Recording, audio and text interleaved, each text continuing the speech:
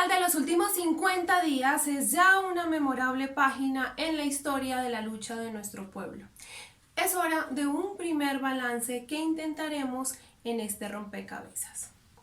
La pobreza y la pobreza extrema, producto de 30 años de neoliberalismo agudizadas por la pandemia con sus secuelas de hambre y sufrimientos, lo mismo que el desempleo que afecta principalmente a jóvenes y a mujeres, la informalidad y los miles de pequeños negocios hundidos en la ruina, que eran meras cifras en las estadísticas del DANE, de repente, como un volcán, salieron a la superficie, acompañados de la rabia ante un Estado que colma de beneficios a los amos del capital y de la tierra y permite la más aberrante corrupción. El estallido social que hemos vivido no tiene precedentes. 6.402 concentraciones, 3.229 bloqueos, 2.314 marchas y 636 movilizaciones se produjeron entre el 28 de abril y el 5 de junio en cerca de 900 municipios de Colombia, según datos recopilados por el Ministerio de Defensa. Aunque el terremoto sacudió a todo el país, su epicentro se ubicó en Cali y la región del suroccidente colombiano, martirizada desde hace años por una violencia endémica originada en la disputa territorial que libran los actores armados. Los bloqueos que semiparalizaron el país no se inventaron en este paro, ya habían sido usados como forma de presión por los campesinos, indígenas, transportadores o pobladores de algunas regiones, pero nunca antes se extendieron de una manera tan generalizada y con tanta fuerza. En los puntos de resistencia, como también se les llamó, se encontraron los desempleados, incluyendo a muchos profesionales cargados de frustraciones, los jóvenes sin oportunidades de estudio, los informales que arrastran una vida miserable y allí, enfrentando la brutalidad policial, confraternizaron compartiendo el café y el sancocho en la olla comunitaria, montaron actos culturales y recibieron el apoyo solidario de los habitantes de sus barrios. Allí fueron surgiendo las primeras líneas como una expresión más organizada de la resistencia, dotados de rudimentarios escudos, cascos y máscaras antigases, sus armas, rocas y un valor heroico. Allí surgieron también las misiones médicas con voluntarios para brindarles a los heridos los primeros auxilios. Allí cayeron en las refriegas decenas de muchachos víctimas de las balas y de las golpizas de las hordas policiales y de las bandas de la gente de bien. Gracias a la poderosa movilización social que tuvo en los bloqueos su forma de presión más contundente, se logró el retiro de las reformas tributarias y a la salud, así como la caída del ministro Carrasquilla y su equipo de tecnócratas. Desde el comienzo del paro, Uribe llamó al ejército y a la policía a utilizar armas contra las protestas y la orden se cumplió de inmediato. El régimen uribista y su marioneta, Iván Duque, se desnudaron ante el mundo como una dictadura criminal. La incompetente canciller Claudia Blum renunció y el gobierno nombró a la vicepresidenta Marta Lucía Ramírez con la misión de lavar la imagen del país en el exterior. Y esta de inmediato corrió a Estados Unidos a buscar una declaración de apoyo del gobierno de Joe Biden. Y, como era de esperarse, la obtuvo sin dificultad. Como a medida que pasaban los días, el paro, antes que ceder, se radicalizaba, el nerviosismo cundió en las alturas. Duque convocó al diálogo nacional al que recurren los gobiernos cada vez que están en problemas, pero fue solo para reunirse con el Consejo Gremial que agrupa a los 28 sectores empresariales más importantes del país, los cuales, como era obvio, le dieron todo su respaldo al uso de la fuerza para despejar las vías. El jefe de Cambio Radical, Vargas Lleras, quien se había opuesto a la reforma tributaria, tronó desde su columna en el diario El Tiempo pidiendo que se declarara el estado de conmoción interior y a cambio Duque le entregó el Ministerio de Comercio.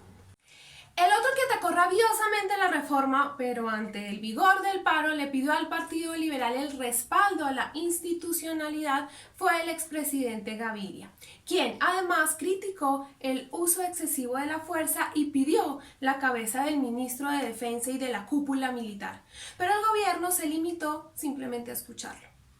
Capítulo aparte merece el Comité Nacional de Paro, dirigido por las centrales obreras, convertido en rey de burlas después de casi 2 meses de multitudinarias movilizaciones y bloqueos. Mostró su afán de desmontar el paro que se hallaba en pleno auge cuando citó a conmemorar el 1 de mayo con un concierto de rock virtual e invitó a continuar las marchas el 19 de mayo. Hizo el ridículo y quedó claro que no dirigía nada.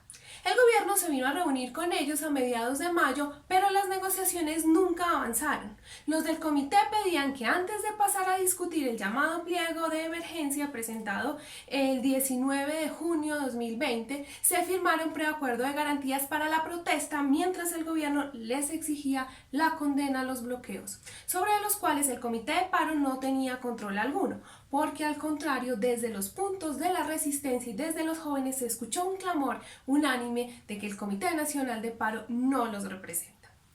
Cuando el comité anunció que el preacuerdo estaba listo, el gobierno, después de una reunión entre Duque y Uribe, deshizo lo acordado. Los conminó a condenar los bloqueos, emitió el decreto 575, mediante el cual les entregó a los militares el control de 13 ciudades y 8 departamentos y congeló las conversaciones.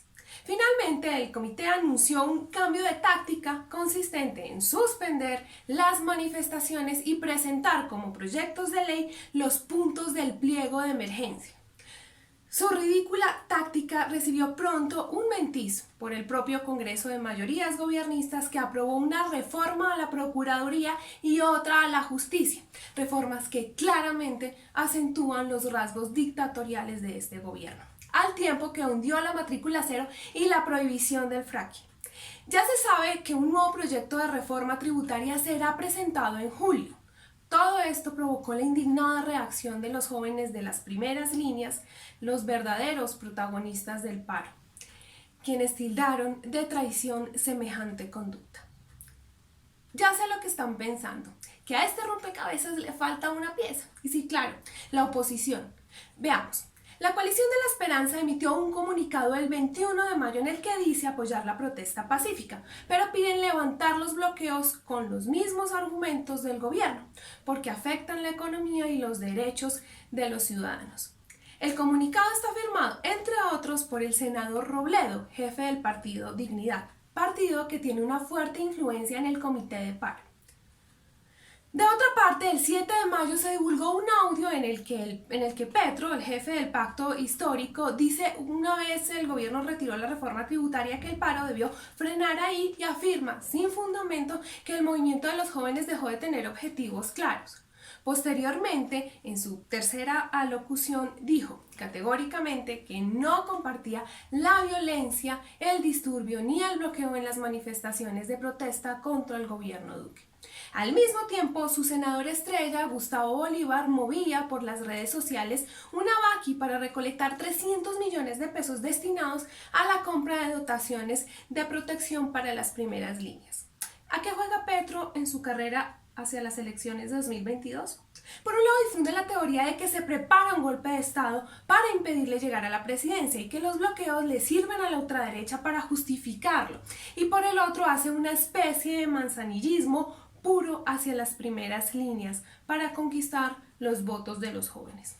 Juzguen ustedes.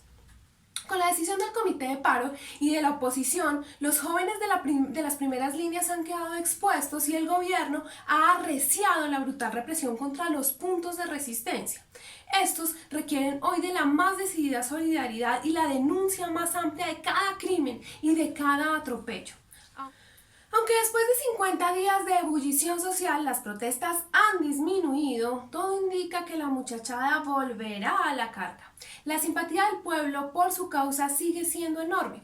Una reciente encuesta del Centro Nacional de Consultoría para CMI reveló que el 73% de los encuestados se encuentra de acuerdo con la protesta social, el 76% aprueba las marchas y las manifestaciones y el 79% desaprueba la forma como el gobierno ha buscado solucionar el paro.